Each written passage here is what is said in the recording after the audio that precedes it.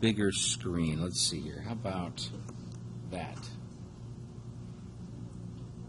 Project only.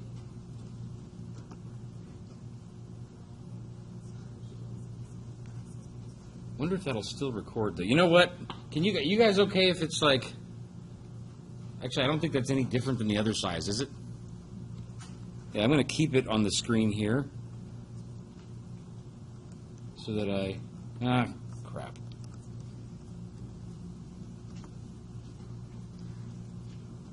There we go. Yeah, so I'm trying to record a podcast of everything, and like our IT department is somewhat limited in their ability to like help me get that done. So we're using my laptop to do the podcast. But this should work, and hopefully by next week I can figure out how to record it on here. But even if not, then at least we've got recordings of the various stuff that I go through as we continue forward. So,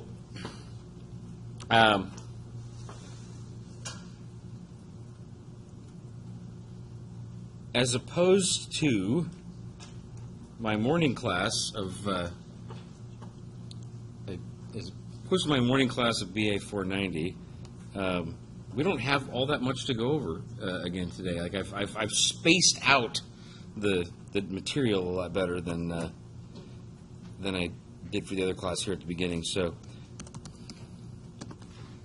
we're basically just going to talk about your LinkedIn profiles, and then next Monday will be professional development plans. Next Wednesday will be kind of deciding on how we're going to organize the teams, and then starting the third week of the quarter, it's going to be a lot more material crammed into those 2 weeks there. But this today is again relatively light, so let me go ahead and get started.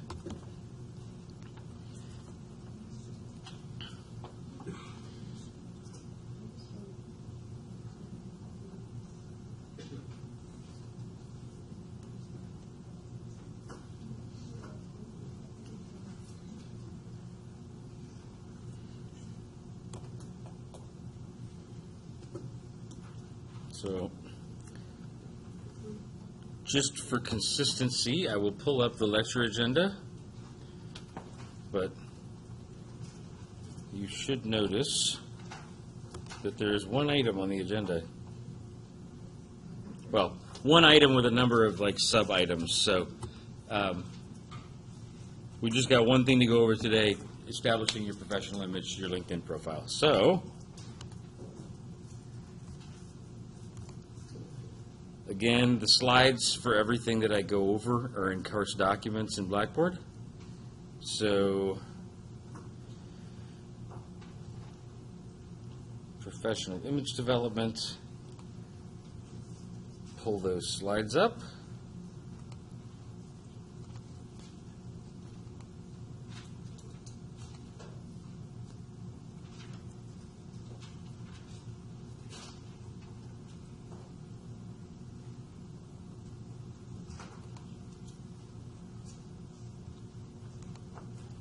Okay, so you should recognize this slide from the intro slides that I did on Monday, and this is kind of how, the outline of what I want to go through in more detail today. So I talked about it briefly on Monday, but we'll go into more detail today. So give me a show of hands again, like people in here who already use LinkedIn heavily. Okay, so Joshua, I think I asked you last time, so I'm gonna go with another hand this time. Put hands up again. Rainier, right? So Rainier, what do you use LinkedIn for mainly? Huh? Okay, so let me go into LinkedIn.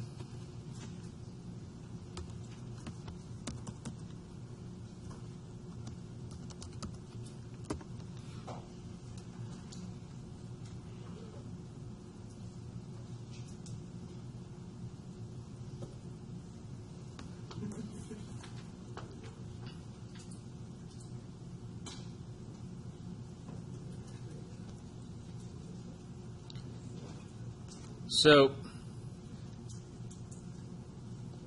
this is my profile on LinkedIn, and if you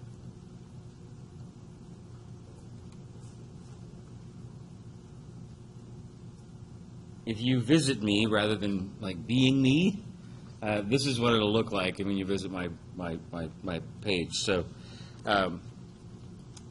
if I pretend that I'm you for a second, Rainier, like what's a type of contact that you were, like, what did you do recently? If we were at your profile right now instead of mine, like, what did you do to reach out, find more contacts?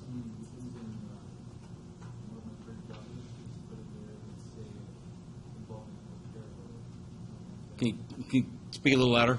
So whatever that you're working on right now, Uh-huh. whatever your job title is, and then let's say you're in the healthcare field, so you just put that in there so people can access it and get more information.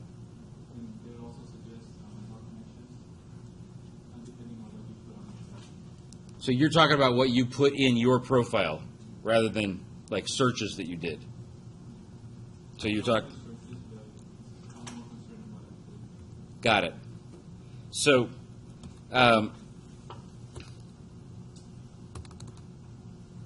give me an example of the kind of contact that you've been looking you were looking for recently. I haven't searched for anything recently. Can pick something up.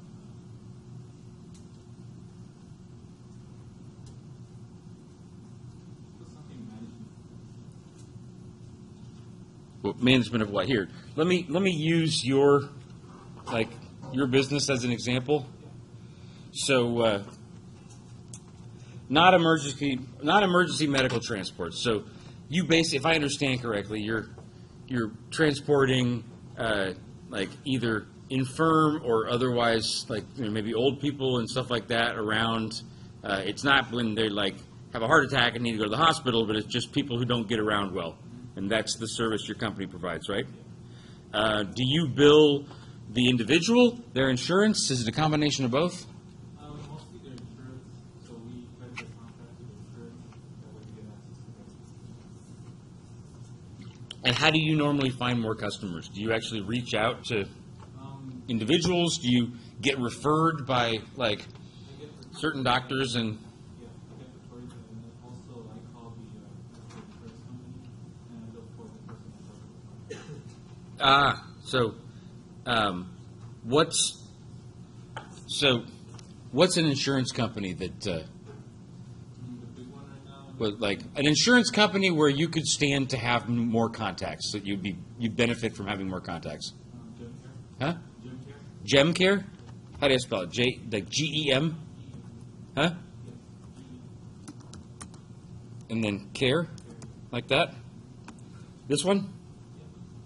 So if I click there, that's actually going to bring what? That's a staffing company. Oh, is it? That's not medical. Hospital and healthcare? Gem City. It's just what. Gem Healthcare Group? Gem Care is one word. Is it?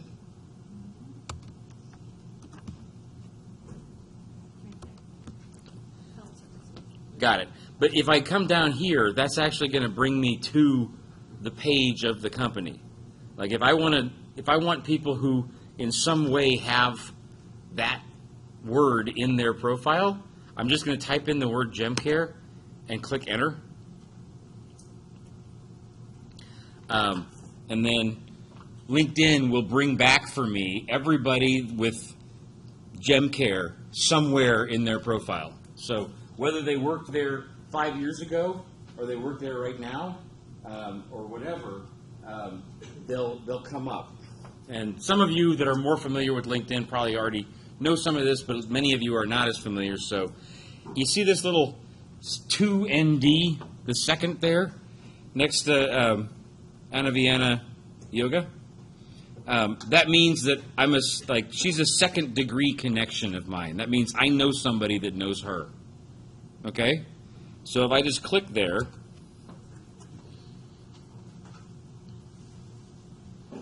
and I scroll down,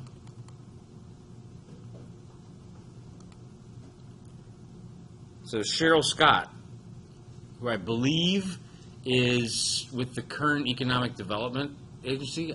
trying to remember how I know Cheryl, but anyway, yeah. So she's a VP at Current Economic Development Corporation. So I know Cheryl. Cheryl knows Anna. So if I wanted to get introduced to Cheryl, I would just, if I want to get introduced to Anna, I could just go up here and click on this little arrow to the right of send Anna an email, and it says get introduced. I just click there.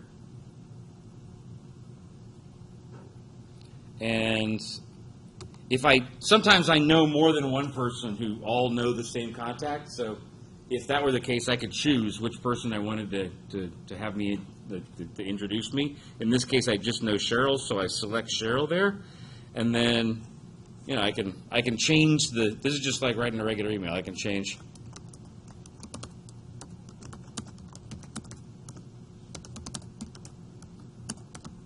you know, I can change that to whatever I want.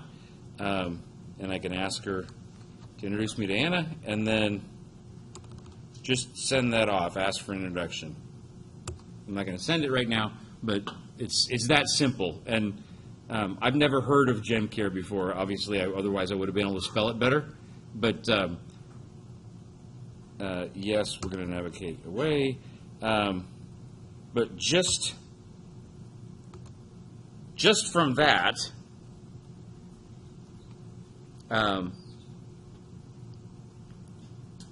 even though I don't know anybody from GemCare, you'll see here, I don't recognize the name off the top of my head. There's 6 people that I am connected to by like 1 degree of separation.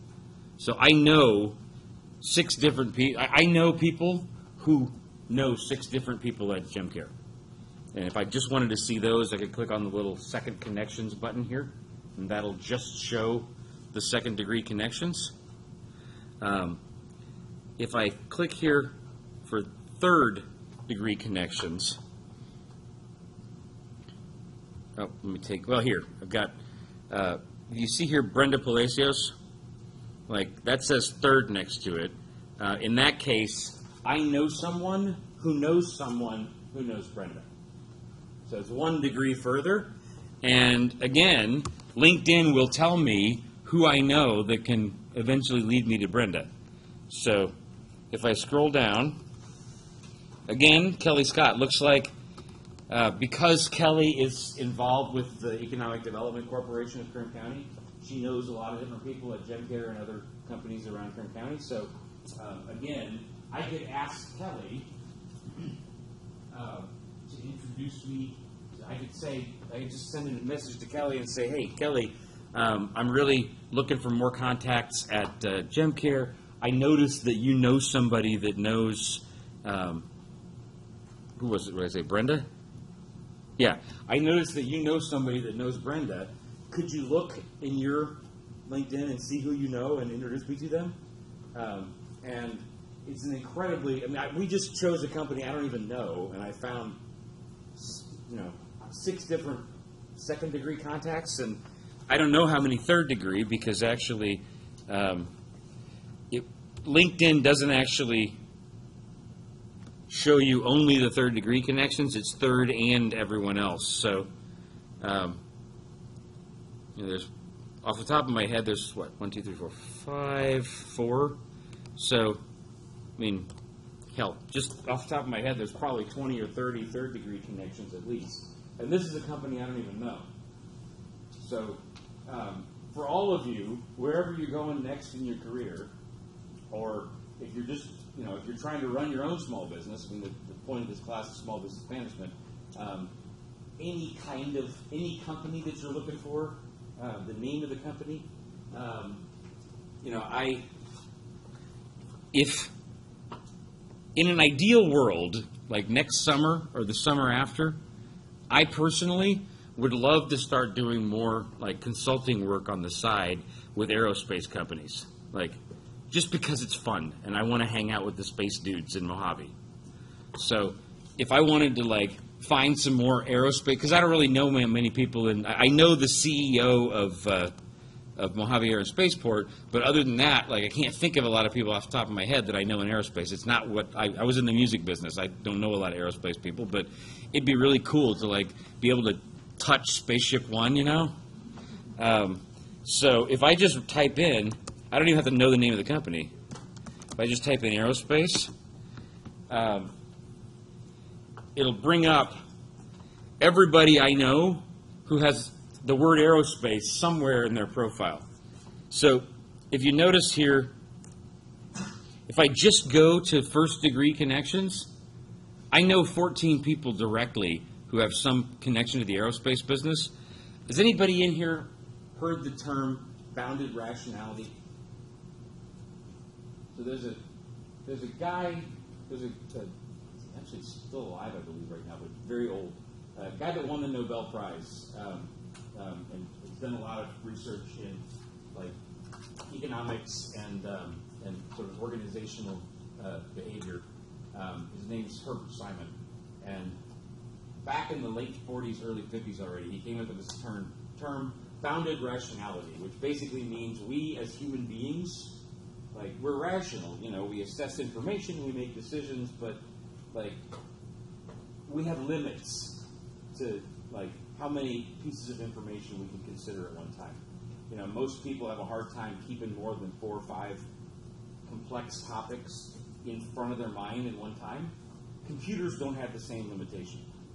So another amazing thing about LinkedIn is that it remembers who I know in the aerospace industry. I don't even know who I know in the aerospace industry, but if I just click first degree connections there, like Adam Markowitz,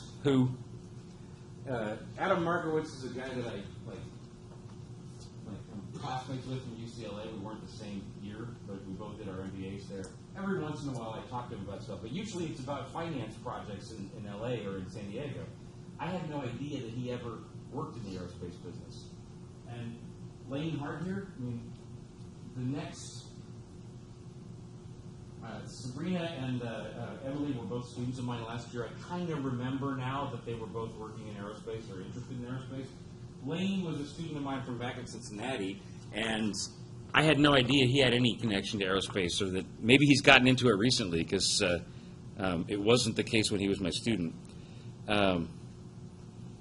Bill Quinn, I can't even remember how I know Bill Quinn, but Patrick. So this is my cousin, Patrick. So he's got aerospace contacts too. I didn't even realize that. So not even having to go to people that I'm getting introduced to, just the people I know. I didn't, my cousin Patrick's, 3-4 years older than me, so he's 47, I'm 43, 47 years is a long time of job experience. I don't know what Patrick's been doing his whole career. So it's a really, really powerful tool, for anything you want to do with your career, with small business or whatever. So, I used to have everybody send me your resume and kind of give you tips in your resume. That's still important in some cases, but pretty much everything that goes in your resume also goes in LinkedIn. And you can change it a lot more dynamically in LinkedIn, and everybody can search it. So basically, the reason that I have you guys all create profiles and then link to me is as soon as you link to me, you have access to all these contacts too. So if you go in and type in aerospace, my cousin Patrick will show up for you as a second degree connection. And if you go to his page and scroll down, it'll say, how am I connected to Patrick? And my face will be smiling in the middle. So, and the same thing, as you connect to more of your peers, you connect to other professors, you connect to people you work with, all of that extends the number of connections that the computer can make for you. So it's a tremendously powerful tool, and that's the main reason why I'm focusing so much of the professional development thing here. One way or another, one of the things that I recognized a couple of years ago teaching this class was that I know the skills that I know the value of the skills that I'm giving you guys, but a lot of times you leave this class, you go out and interview for job X, or pass on your resume for trying to get a promotion in your existing job here, and you didn't necessarily put down this or that I taught you in this class, and if you had, you would have gotten the job, or if you had, you would have been a more compelling candidate. So I realized a couple years ago, whatever value I teach you in this class is kind of lost if I don't also make sure that you present it to employers and future contacts properly. So it was important to me to have some kind of contact, and the reason that it's in LinkedIn as opposed to your resume or anything else is it's just incredibly dynamic to do it this way. So that's the first bullet point in the PowerPoint, the power of LinkedIn. It's pretty amazing. Going down, rather than going back to my profile, going down the list here a little bit, the next topic is your positioning statement. So, Rainier, you said that you use LinkedIn a fair amount. Do you have a positioning statement at the beginning? No. Okay. So, Joshua, I think you do. You have like a one-sentence summary, don't you? And we're connected already, so let me... That's pretty long, I think. Is it longer than that? I can't remember. So, actually, yours is a good example because you had already sent me your contacts. So, this is you, right? Yeah. So,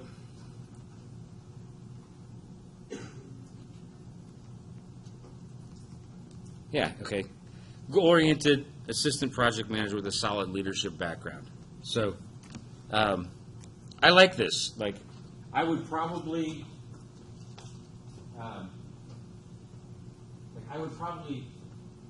use the same information and cut it down by a sentence or two. But like just simple thing, leadership. Like this line got cut off somehow. It should go further. So, but I mean, if I just saw a field artillery radar operator, like I would think, I think that you're like, it's a really cool job, and like, you know how to work like complex hardware and software, and you probably are more familiar than I am with how to blow things up. But I wouldn't necessarily think project manager, Right. But you are. I mean, you manage projects all the time in your job with the Marines and in projects that you do in class here too.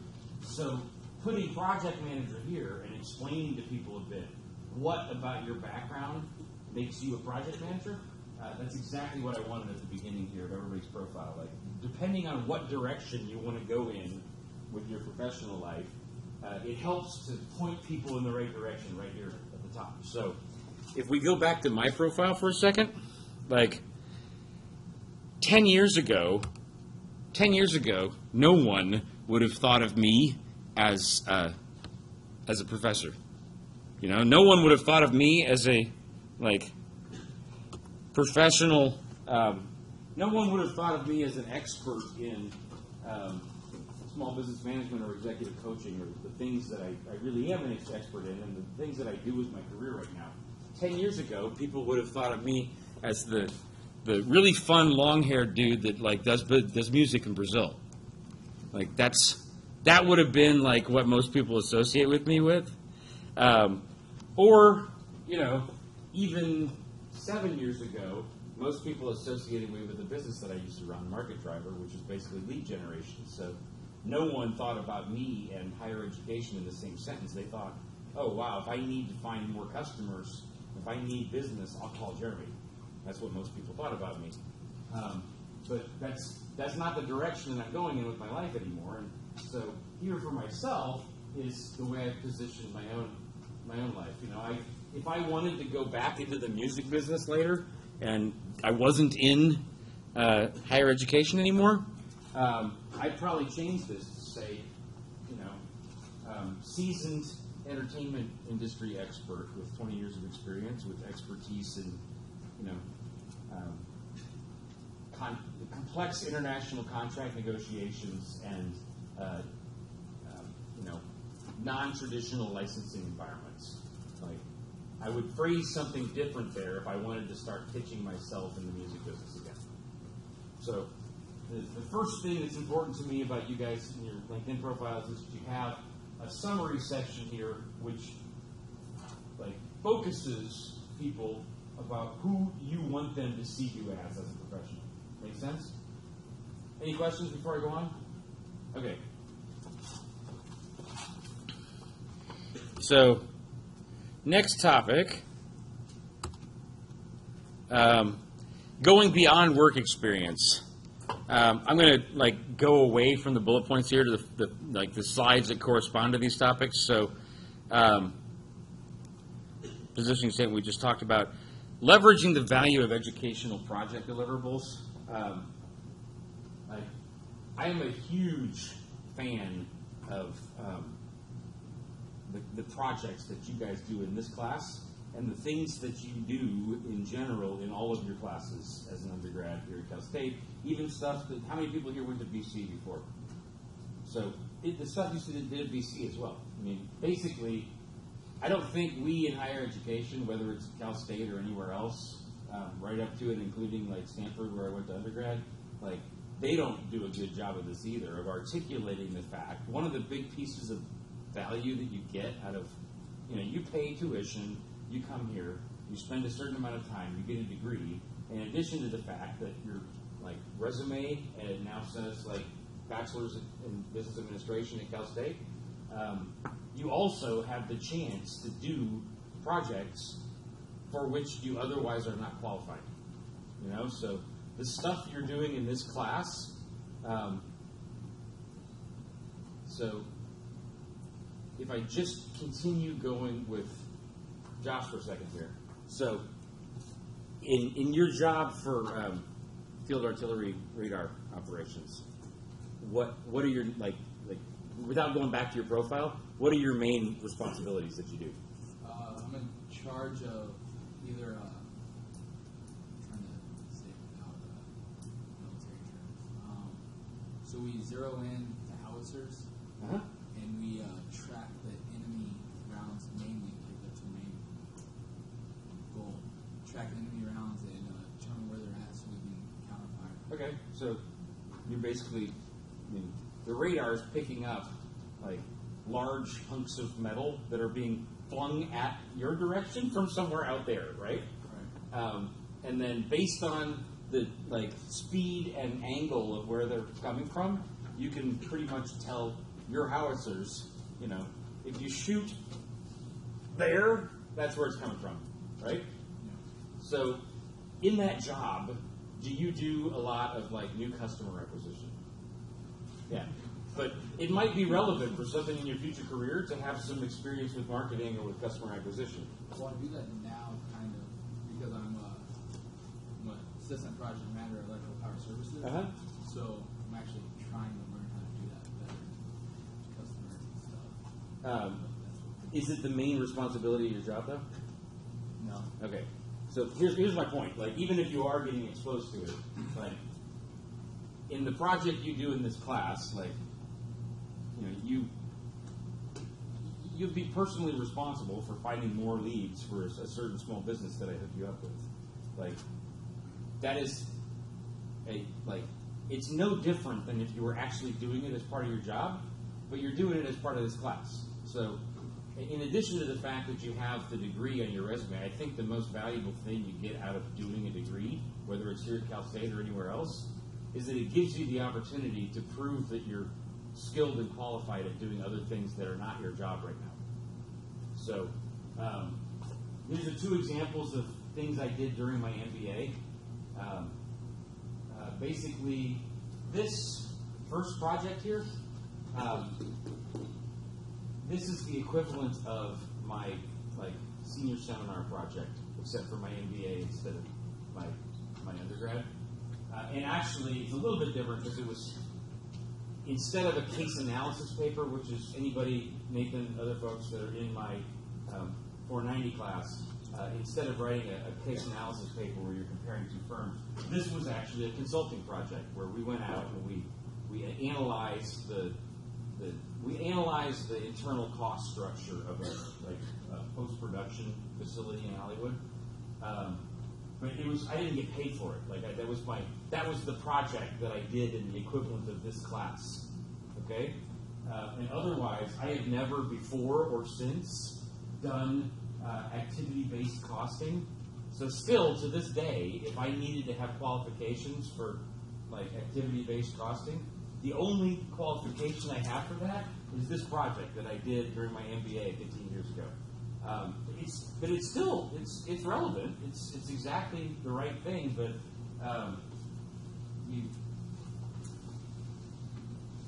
the only opportunity I ever got to do that was through that class, and it's a great opportunity for you guys in your LinkedIn profiles, especially for folks who don't have that much of a. At this point, I don't have a lot of academic projects in there because I have over 20 years of actual work experience at this point. So it's more important to talk about the stuff that I did in the jobs than it is to talk about the things that I did 15 years ago for my MBA. But if you're just finishing the bachelor's right now, you want to highlight the skills that you have that otherwise don't show up just looking at what your job is right now. So the next thing I wanted to talk about in the big scheme of things there is the importance of having these projects. So let me basically, if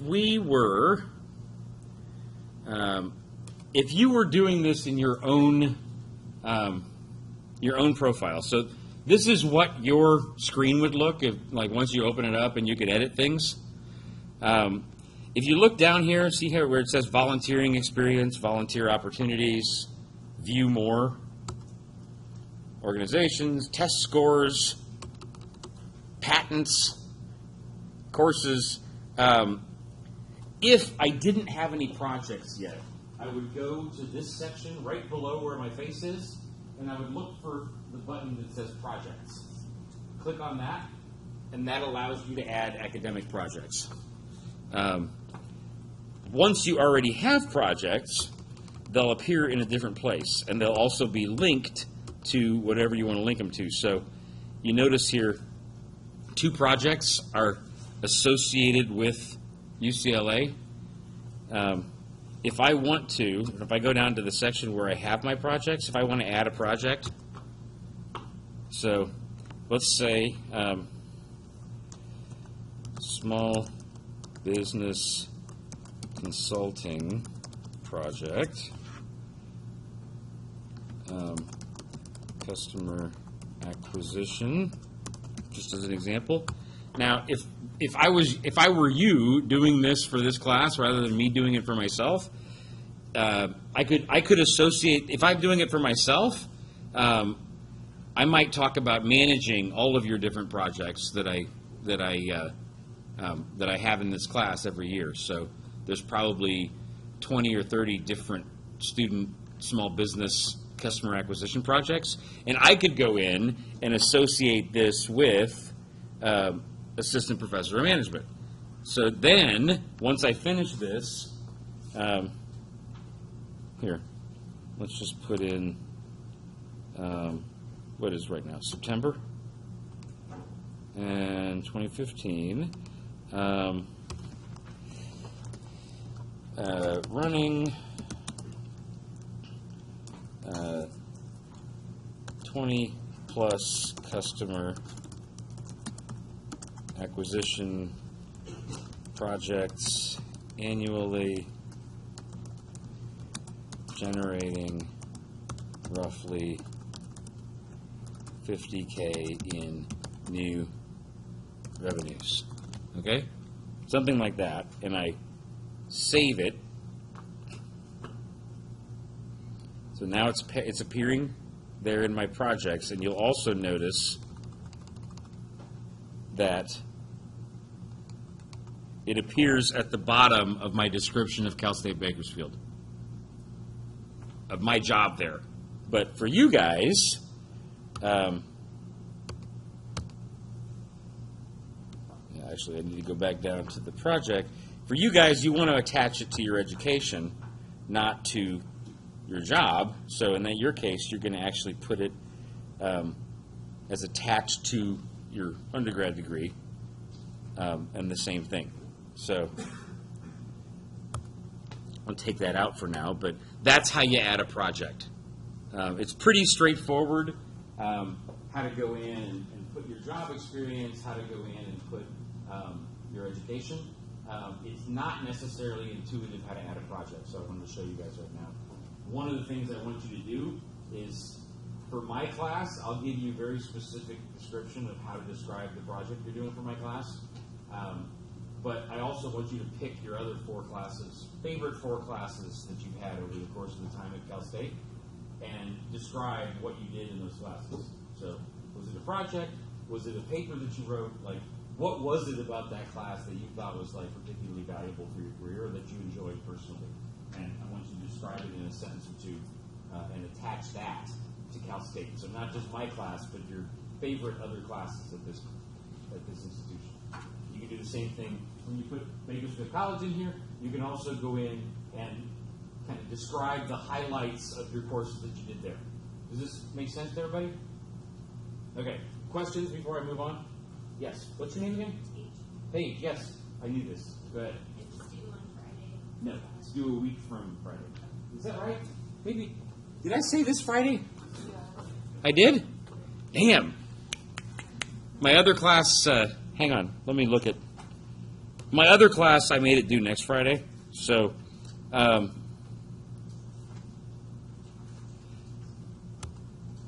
I think you're right. Like, oh, here, I've got my syllabus here.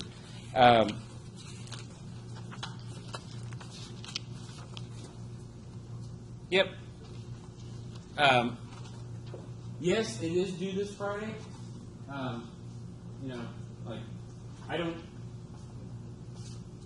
don't want to, like, reduce your feeling of urgency on this matter, but, if you happen to do it Saturday or Sunday, I'm probably not going to get around to it right away. So I'm not gonna be upset if it's not done at like 11:59 on Friday.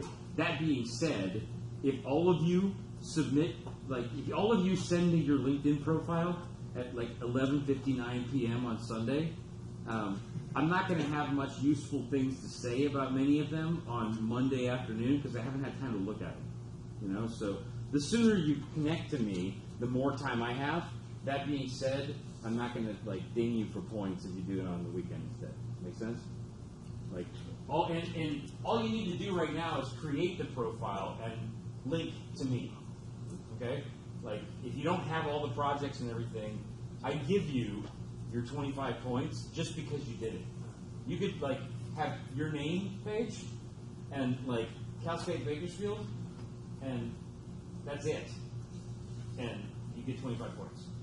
Like you'll have more work to do later, and it'll be harder for me to help you because I don't know anything else about what you did for your jobs and everything. But you get 25 points just because you did it. As soon as you link to me, you get the 25 points. Now, then I'll tell you everything I want you to edit and change, and then by the end of the quarter, you need to do what I asked you to do. But for the first part, I'm giving you a description of everything I want now, but I'm not going to judge you on how much of it you got done by Friday. Does that make sense? Whatever you got done, great. That's less work for you later in the quarter. Whatever you didn't get done, I'll give you a list of to-dos that you have to do by the rest of the end of the quarter. Other questions? Did that answer your question? Other questions? Okay. Uh-huh. You said 1 to 2 sentences for each project. Is it bad if you put more No. information? I would say, like, Is there to start with, Paige, knock yourself out. Like, the worst case scenario is I tell you, chop some of this out because it's like people's eyes are going to play to it. But you're not going to reach that saturation point anytime soon. So I would prefer that you write more rather than less because that gives me more material to work with. So I can say, okay, based on what your career goals are, chop this. It's just going to distract people. Focus on this. But if I don't even know what you did, I can't tell you not to chop it if it never existed in the first place. Does that make sense? So yeah, I'd rather see more rather than less. But in general, like people's attention spans are limited and their time is like precious. So when they're looking through your profile, they don't have time to read much more than a couple, like a sentence or two. And we're talking about bullet points and like tweets as opposed to like essays. Does that answer your question? But for my class, the more you write, the more material I have to help you whittle down. in general, we are going to be whittling, though, if you write a lot, because otherwise it's going to be too long for people to read. Other questions? Okay. Moving right along.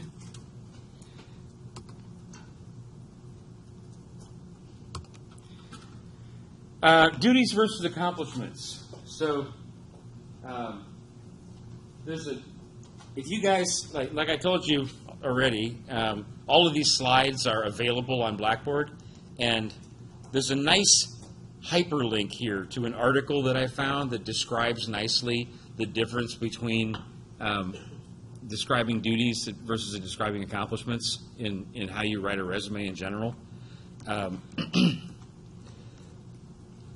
This is the profile of one of my students from last winter, and nice, but not the way that I wanted it. So basically, being a manager at Big Five is not the greatest thing in the world, but you have some management responsibility. You're responsible for a significant amount of budget and inventory. Like, it's an impressive job. It has some accomplishments with it that are sellable for your career growth.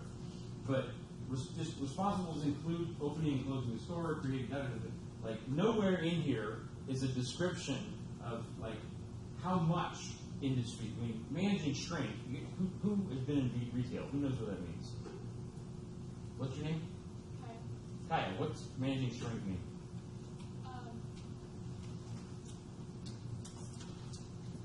In ours, it would be how much you waste, basically. Huh? It's not a waste. Yeah, how much you waste. It could also be how much your employees steal and take home with them, or how much, how many eggs get broken you have to throw away at the grocery store. In the case of Big Five, once if the package gets broken and one little scratch gets on the sneakers, you just lost half the. You can sell them as scratch and ding, or you can just throw them in the way, but you've lost value of inventory there as soon as something bad happens. So same thing in managing shrink.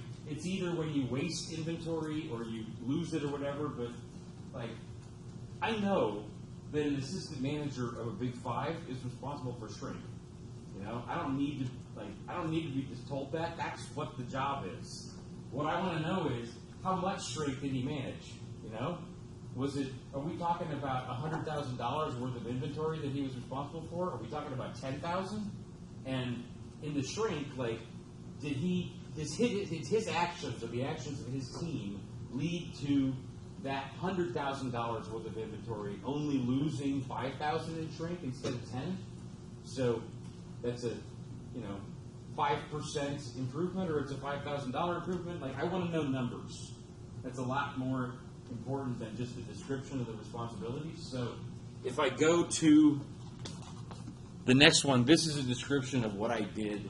I told you guys a little bit about my background last time, but I didn't give you the whole chronology the way I did in the business management class, so or the senior seminar. So basically, for about a year, I was an account executive for Robert Half. So Robert Half, how many people know the name Robert Half? Joshua, do you know his name, Nathan? Okay, I've already called on Joshua. What's Robert Half? What's the accounting firm? It's basically an accounting staffing firm. They don't do accounting, but they own account temps, for example. They own office team. I was part of a division of Robert Half. Robert Half's like a $4 billion a year company. We've got tens and tens of thousands of people that work for that company all over the world. And my job was basically in a certain sales territory in Los Angeles. I would go out, talk to businesses in LA, find ones that have problems related to how they do inventory, or doing financial projections, or putting together all the paperwork at the end of the year for taxes, something that they need to get done that's not getting done. And then I would go out, find people who are skilled at doing that. I'd pay them $30 an hour. I'd bill the company $60. I would get a sales commission, and Robert Half keeps the rest. That's how the business works. So very short here, I just described, I'm an account executive required for this. One sentence about my duties, just to orient people, just in case anybody didn't know what an account exec does. And then, just the major bullet points of what I accomplished. So, that, at this point in my life, that entire year can be summed up in, I brought in $100,000 in profit, and it was about $250,000 in total revenues. I had about 300 meetings with different companies all around Los Angeles to talk about projects. And the best project I did was with a logistics company that brought in about half of that like profit came from this one project. And although it brought, about 1/5 of that 250,000 came from this project with the logistics company, and they paid us $50,000. There was about $1 million in potential work we could have gotten in the future if we had kept working with this company. Like, I left Robert Half, but for all I know, they've now booked $1 million from the project that I started like 8-9 years ago. But like basically, they paid us $50,000. They saved $100,000 in reduced costs in the logistics because of what our consultant did. So everything that I did at Robert Half can basically be summed up in those 3 accomplishments. Who cares about the rest of it? That's what I did. And that's what I want you guys to be able to do for whatever your jobs have been and your projects you did academically. Tell me in just one sentence what your major responsibilities were, but then tell me what you accomplished. So talk about dollars, the amount of time or energy that you invest. So if I take the example of a accounts payable clerk, you're doing some kind of like basically general ledger accounting work. If it's account payable, there's a couple things I would want to know. First of all, I would want to know how many clients are you responsible for? I would want to know how many reports, how many ledger entries. I mean, if you're actually going through reconciling general ledger entries, are we talking about like hundreds per day? Are we talking about like 1,000 per month? Like that kind of thing is interesting to me. And then, what's the total amount of budget that these ledger entries represent? I mean, when you're doing general ledger entries, you're basically you're counting every piece of money that came into the company or every piece of money that went out. So how big was the budget? Are we talking about a company that spends $10,000 a month, $100,000 a month? It doesn't have to be exact, just round numbers. So that's the kind of information I want from you guys here too. Yes, Paige? I have a question kind of going on this. Uh-huh. Where I work in a law firm. I'm Yep. in charge of the library. Yep. For online and direct information. And I'm in charge of it, but I don't have the final say. And it's like a $120,000 library. Would I include that for my managing of it? Yeah.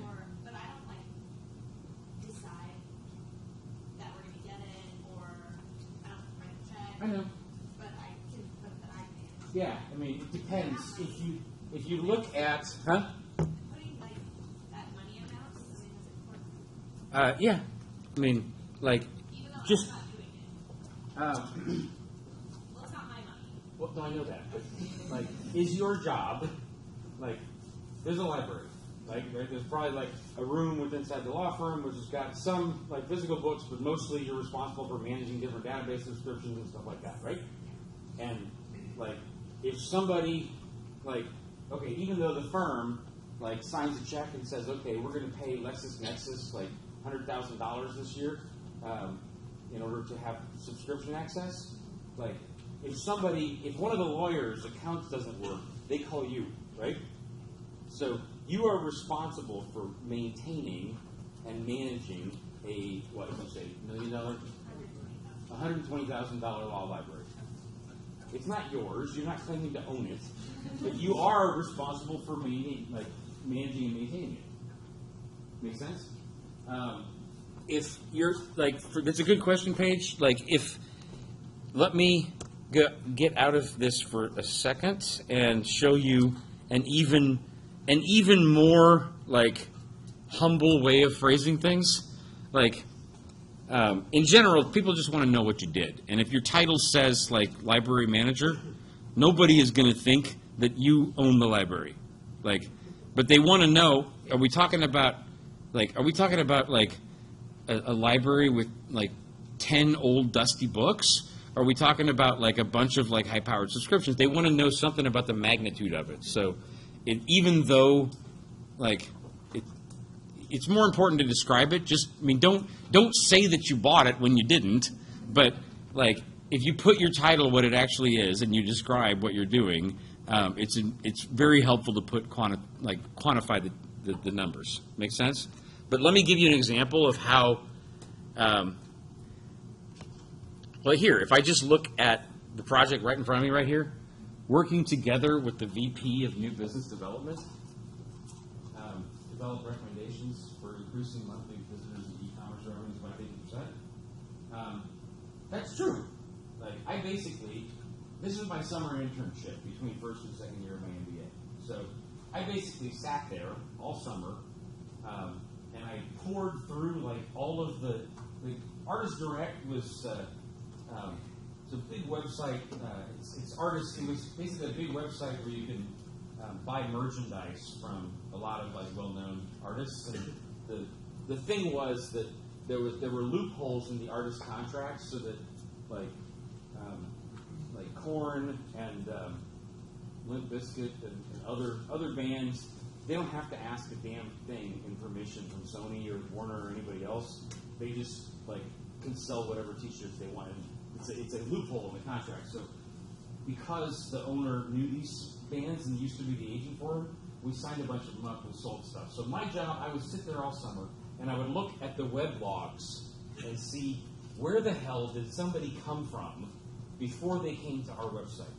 You know, was it basically like Yahoo Australia, or was it some like did they happen to be surfing like a website for like people that like take guitar lessons, and then they're like, where did they come from?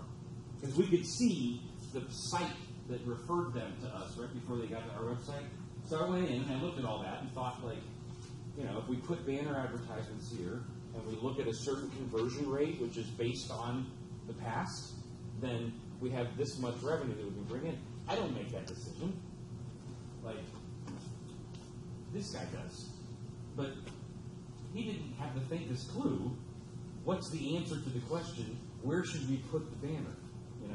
He's the one that decides, and whether it ends up being 50% or 40% or 20%, like I said, up to 50%. So there's ways to phrase it so that you're not overstepping things.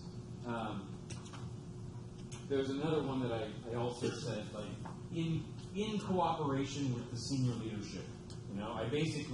I was a VP supporting the owners of the company, and I managed a team, and I got a bunch of stuff done, but I can't do it alone. If I didn't have their support, if they weren't making decisions and approving what I did, it wouldn't have happened. So I said in cooperation with senior leadership. There's ways that you can phrase things like that. Does that answer your question? Other questions before I go on? Okay. So, going back to the slides. We're almost done. We just got 2 more slides. So, polish and attention to detail.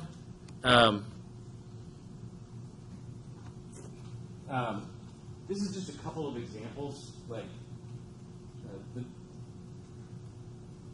It goes without saying that you don't want to misspell things or use incorrect grammar or whatever.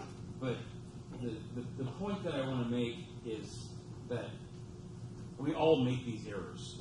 Every time that I get all ramped up to teach this class again, I'll go through my profile and I'll add a couple things that I did in the last year, change a sentence or so that's more relevant. And while I'm doing that, I notice, crap, there's not a period there. I never noticed that.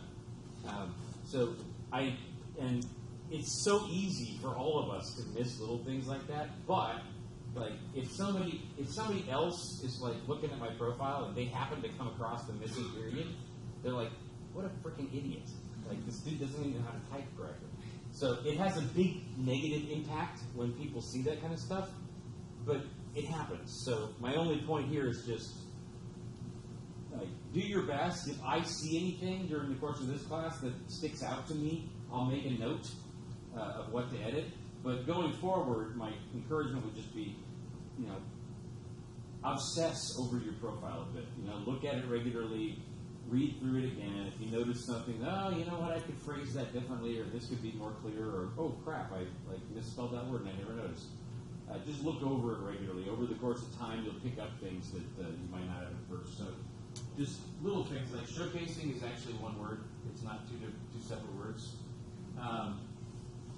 This is an awkward sentence here. So this is basically the project that one of my students did in my senior seminar class last winter, and he loves guns.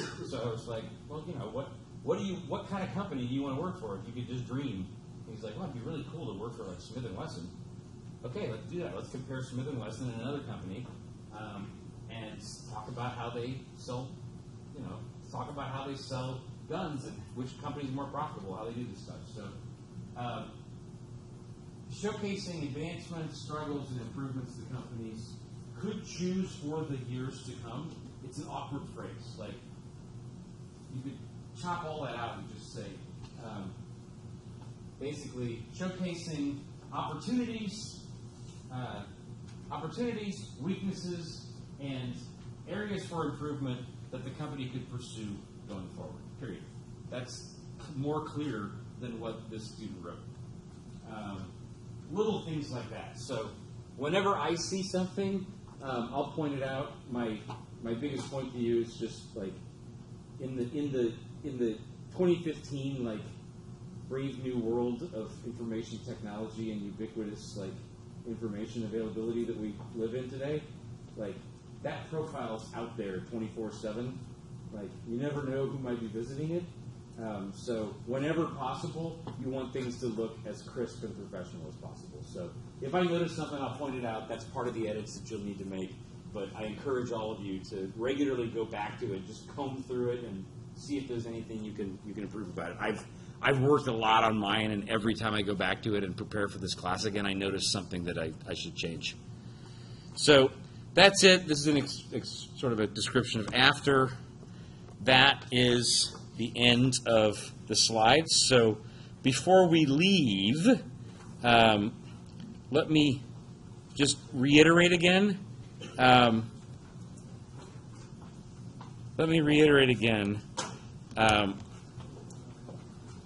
am going to send out an email with a link to my LinkedIn profile.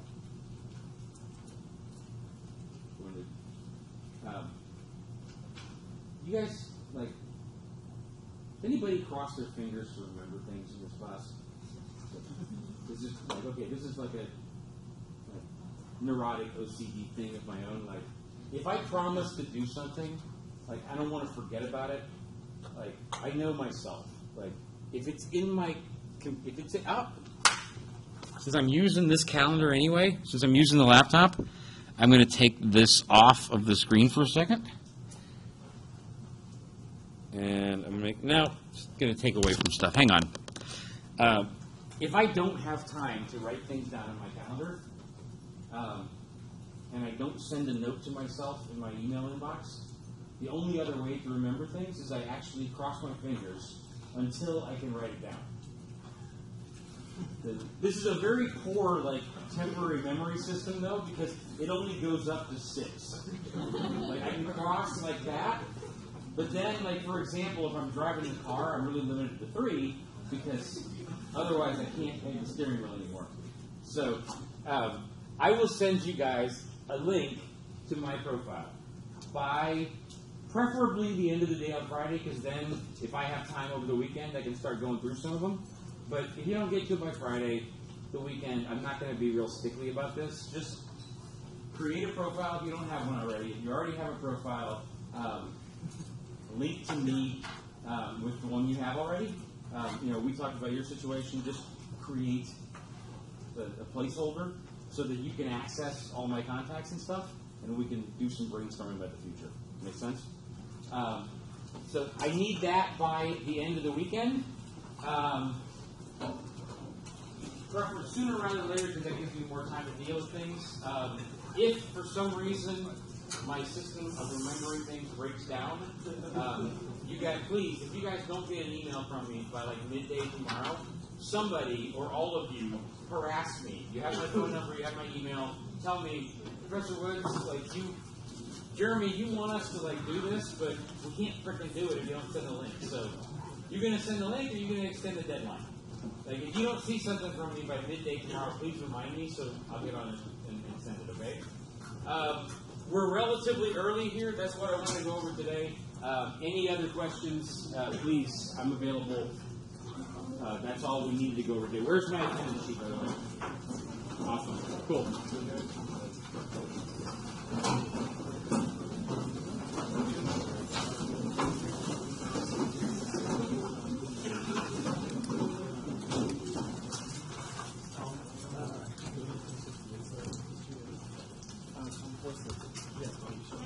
About dates. What's the relevant time, amount of time to go back? I mean, I've been in school for a little bit of time now, so what, a for your couple classes? of years? Yeah. Or for work As experience? far, yeah. I mean, just both? education, yeah. Um, I know a resume is usually 4 or 5 years.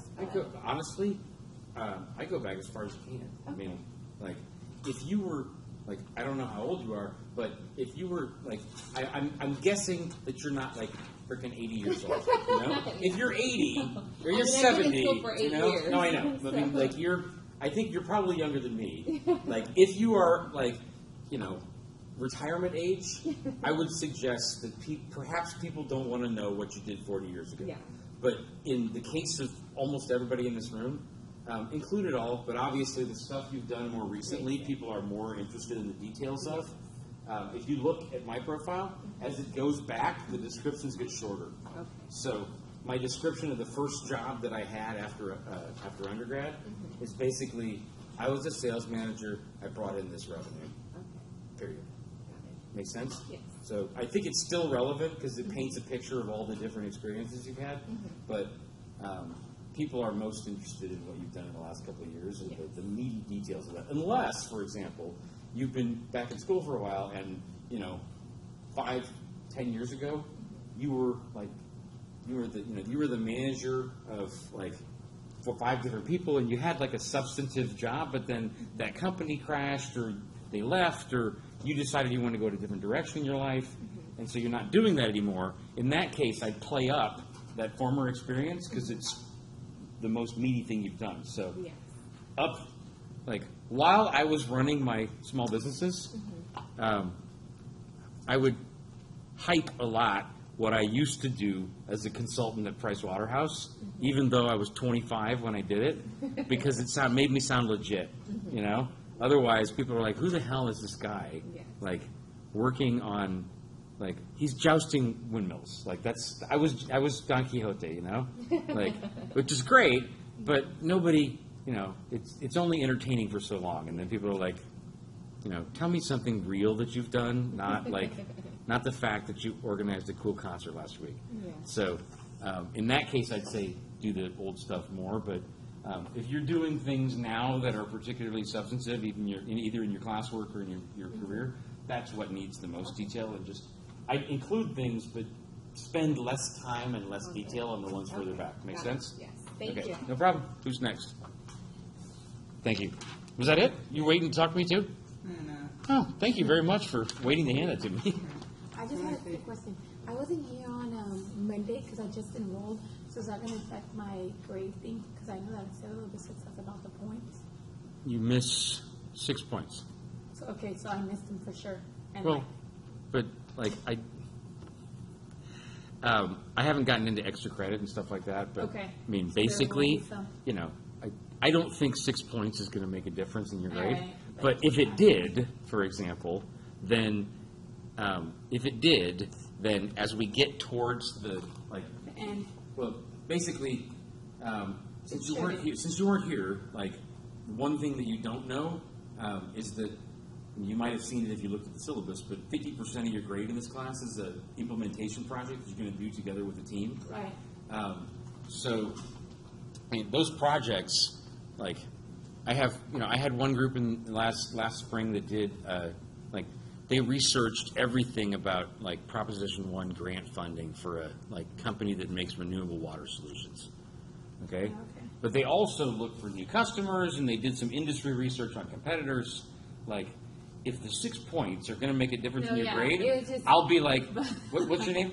Diana. Diana. If that's going to make the difference in your grade, I'll say, Diana, go out and find 2 extra reports, Okay. and then you can have the extra 6 points. Does that make sense? Yeah, and then just for like this weekend and on Monday, that's what you want. Yeah. To create that. Mm-hmm. Okay. Thank you. Yeah. As long as it has, like, your name and Cal But State. I've never this is the first time that I've been introduced to that. Yeah. So, yeah, put as much as you can in there. Okay. But as long as it has your name and, like, the fact that you're doing your bachelor's here, that's all that you really need to have right now. But Okay. the more you put in there, the easier it's going to make it for me to grade and tell you what to do next. Like, you'll get 25 points just as if you do it, but the more information you put in, the more I can help you. All right, thank you. No problem. I'm thinking about adding this class, but I'm not a Cal State student. Okay. And I don't think I've had that question before. So, how can you if you're not a Cal State student? there's a open university program. Like Oh, cool. Extended. You're welcome as far as I'm concerned. Like, I guess my concern is like scheduling, because I have a 7:30 class at BC. Uh-huh. So I don't know. Like today was Every- pretty early. Every Monday and Wednesday? Yeah, every Monday and Wednesday. That class goes from like 7:30 to 9. Is that? That's fine. I mean, 7:20. No, yeah. Honestly, like, now that I think about it, we're supposed to get done at 7:20. I usually try to get done a little earlier anyway, but Okay. I would like everybody to be in this class. So we'll find a way to make it work. Does that make sense? Okay, yeah, but like they're not gonna let me add until next Monday. Okay. So I don't know like What, for the which assignment? you want me to do in between now and Monday. Send me an email and tell me here. Okay. Send me an email and tell me who you're waiting on for letting you add. Oh, okay. And I will contact them and see if I can get them to do it quicker. Otherwise, we'll just, there's nothing you have to do. Okay, I think like the whole procedure is like they wanna wait a week for like Cal State students to No, that's fine. open it up. But yeah, so it'll Do I need to sign something now? if you well if Well, you we do could or put no? the like if you could put the Yeah, sure. title and class number. Yeah, I think you'll have to sign. Can I use your pen? No, Is that yours? No, I have a pen. Is this yours? oh, right here. That's Can I use this one? Or is this a ballpoint as well? no, this is a pencil. Oh, it is? Oh, it is. I I use was it. wondering, like, it's right there in front of you. Really? You don't want to use it? Okay, class, no, oh, yeah. Forget, hang on. No, you cannot use this. Oh, actually, I have it. I have the class number printed out. Do you? Yeah. Otherwise, I I've can look it never up. Filled out that form before. 81894.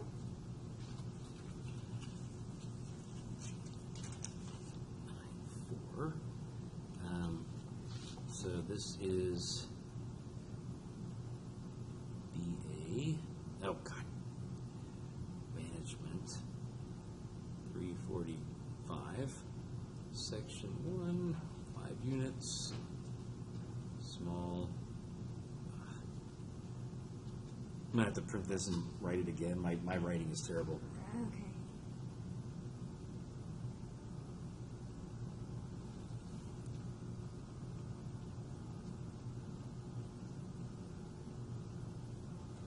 Okay. Yeah.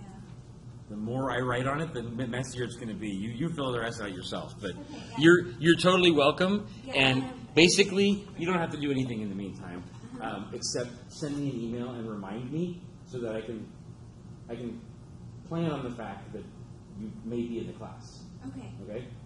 Okay. So Don't worry about the assignments. Don't worry about anything else. But just email me to remind me so that, like, when I'm thinking about what you're going to have to do once you are signed up, that I don't forget something. Okay. Is that okay? Yeah. Another thing is, I guess I'm my situation is like I was an engineering student and I was at MIT, but like some personal things happened. I had to like withdraw, and then like I've been tutoring and doing other stuff, and now I want to get my degree, but not in engineering. So I'm gonna apply for readmission to MIT management. Yeah, that's why like they require me to like take classes on the side, but I don't know anybody here At Cal State? At Cal State, You so know me now. like, And even though So I went I'm a little to bit- Stanford, so I'm a little personally I think worried you chose the about wrong the school. yeah, Otherwise, no, I was MIT. really immature because basically I think my parents, my dad. Are you from here, Bakersfield? From Bakersfield, Okay, yeah. I was like, okay, even if you're not going to MIT anymore, why are you here when you could be like in Boston? But you're from Bakersfield. That's the point. Okay. Yeah. Basically, I think when I first chose that, I think I chose it just to kind of prove to my dad that women can do science and engineering because he had this really like ingrained conviction in him that like Really? women can't do anything that like requires like like they don't handle analytical situations. Your very dad well. thought this? Yeah, my dad thought that. So like I sort of decided to went to MIT thinking okay like I'll prove him wrong, but then I was totally not interested. And I did work for 3 months as a software engineer, even though I didn't graduate. Mhm. But just wasn't. Did you enjoy Boston?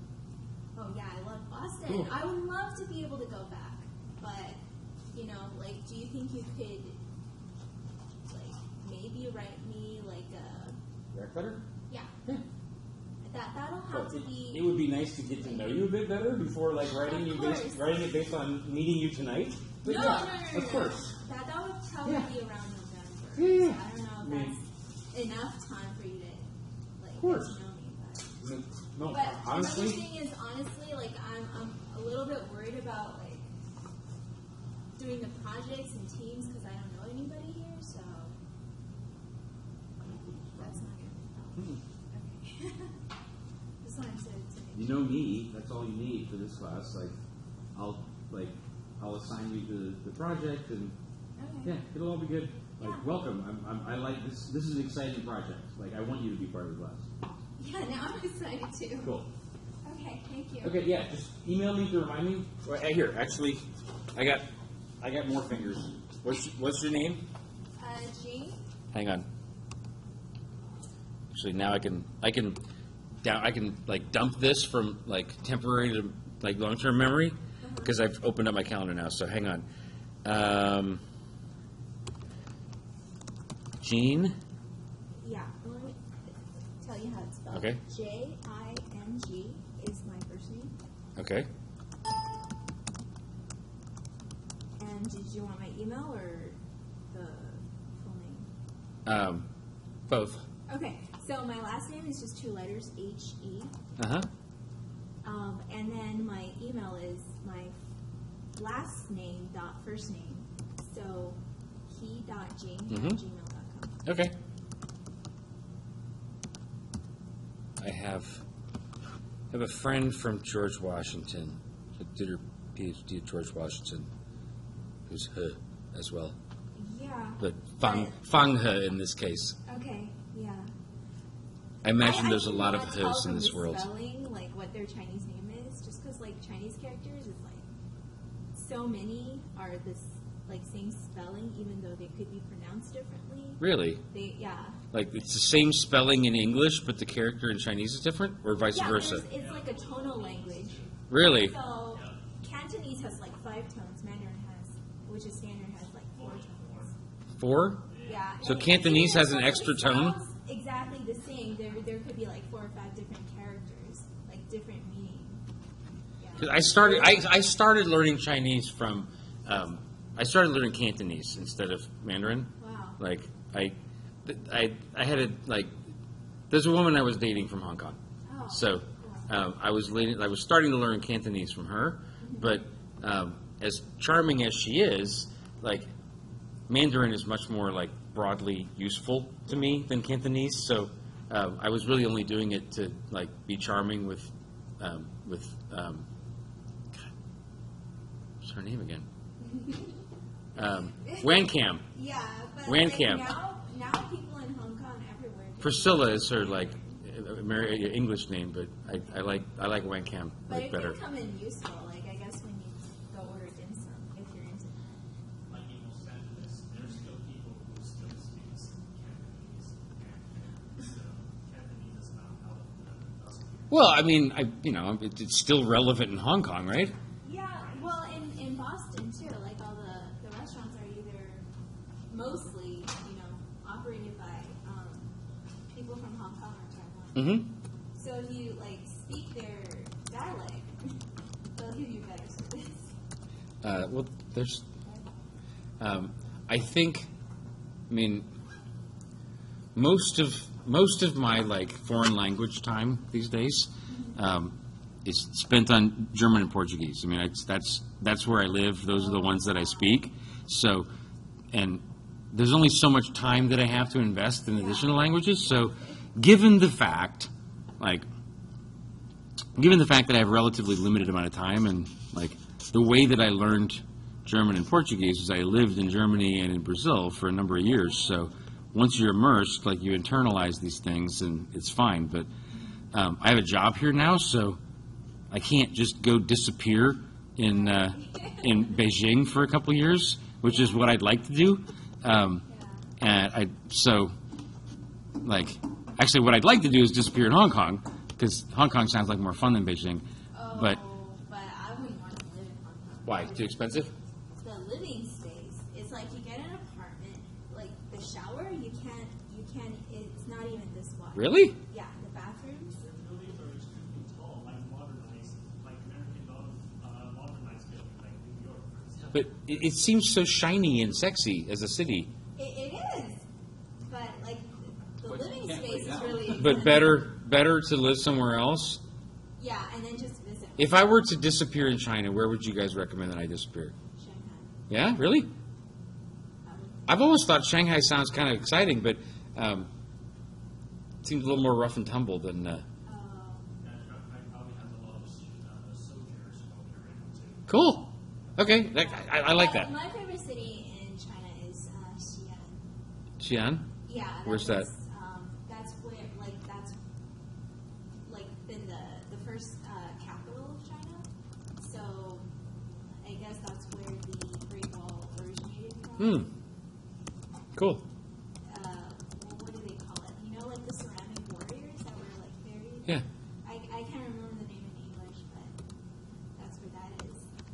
Cool. And they have I guess, ethnic, Muslim foods that you can't find as well in other parts of China. In Xi'an. Yeah.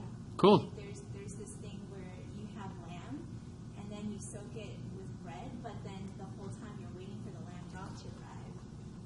I thought it was fun. Like, you just, break off little pieces of flatbread, and then, I don't know, it's just... No, it sounds awesome. I could send you a link, but yeah, I know all about the food. No, unfortunately, realistically, next summer, for example, I'm going to be the whole summer in Brazil. I have friends that I haven't seen. Brazil must be It's nice. It's nice. But I have friends that I haven't seen in 6 years. So I can't go for a 7th year without seeing them just because I want to go disappear in Shanghai. I got too many existing friends, but I would love to. I want to do that. And 20 years later when you retire or something. no, that's too long. That's too long. I want to do You it don't think sooner. you can wait? No, I definitely want to do it sooner. And I definitely want to go back for the whole summer to. I want to learn Arabic too. Arabic, Russian, and Chinese are the three main languages that I'm missing right now. I think I would love to learn Russian because I don't know, when I hear Huh? snippets of Sounds so Russian. angry. Wait, what? Russian. Really? No, I think that's because he's speaking it. But like I've heard other people like speak Russian, you know, on TV, and I'm just like, wow, that sounds like such a beautiful language. And I don't know. I always thought, you know, like Russian literature is like very, I don't know, like thought provoking. So someday maybe like I'd like to read Pushkin in Russian. Yeah, I mean, I yes, like, at this point, like, given unlimited time in life, I'd love to learn every language on the planet. But, like, if I just stick with the ones that used to have empires, then I cover then I cover a lot of countries at once. Yeah. So if I got Mandarin, then I've got like the entire greater like Chinese sphere of influence. Even though I mean Cantonese is, I mean I'm sure. Correct me if I'm wrong, but if you speak Mandarin in Hong Kong, I'm sure people will understand you as well. And then Arabic, you got the entire like Muslim world. Yeah, I mean, it's awesome, and the whole Muslim Crescent, you know, for all the way from like all of North Africa and the Middle East, like I got all of that with Arabic. So that's great, and then Russia, you know, when they used to be the Soviet Union, like I could use Russian in like in Poland and still get more done than with German, you know. Yeah. So, yeah, like that would be cool. But Yeah. Most of the snippets I know from languages I actually got from pop songs. really, Yeah. Like my favorite singer is French Algerian. Uh-huh. Like she has little snippets of Arabic. Most of it is in French. And I'm just like, I don't speak that language, but if I hear that song, I know what it's talking about. And I can just like, you know, like pick out words of conversations that I recognize from the song. Arabic was fun this summer, but this past summer, but I didn't have enough time. I was, huh? Extremely hard. Arabic? That's what I heard. Wasn't that hard? No. But I don't like honestly, like I think it's honestly. just like how are you gonna be able to write Arabic unless you have like the brushes? I've had. Like I think It's not that hard. written Honestly, like Arabic I had a nice seems little like book. a- Like I didn't have enough time, so I was in Jordan and Israel for like about a week this summer. Oh. So I was in Amman and then I was in Nazareth, and both places. I mean, Nazareth. My friend that I was visiting in Nazareth is Palestinian Christian, so like she speaks Hebrew as well, but she speaks like Nazareth is the largest Arabic population in Israel proper, if you don't count the West Bank. So it's still like it's useful there and in Amman. So I was all excited to like do a crash course in Arabic. Yeah.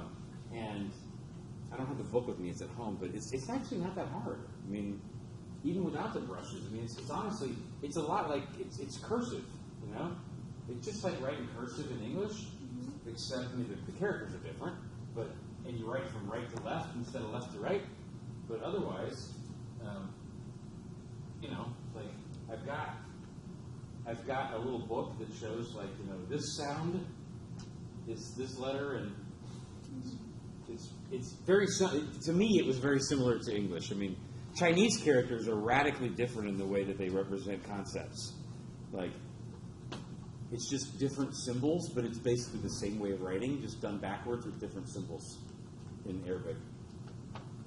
Okay. My opinion, like Okay.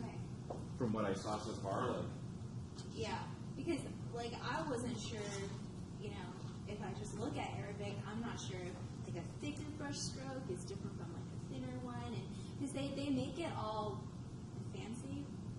They I bet it depends on where you are in the world, So, you know? I don't know.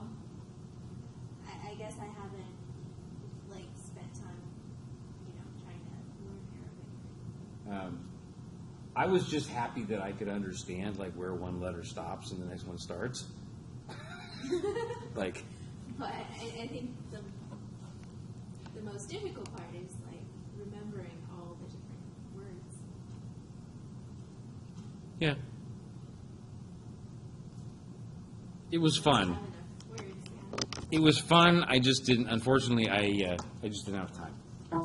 You know, like, what would be cool is to do that same thing that I proposed with Shanghai, But just spend the whole summer in Nazareth. By the time the summer's over, then I can really make some progress on Arabic. But not with a week. And hell, I was only in Nazareth for like a day and a half. So you generally do your traveling over the summer when you're not teaching? Yeah, I mean that's the easiest thing to do.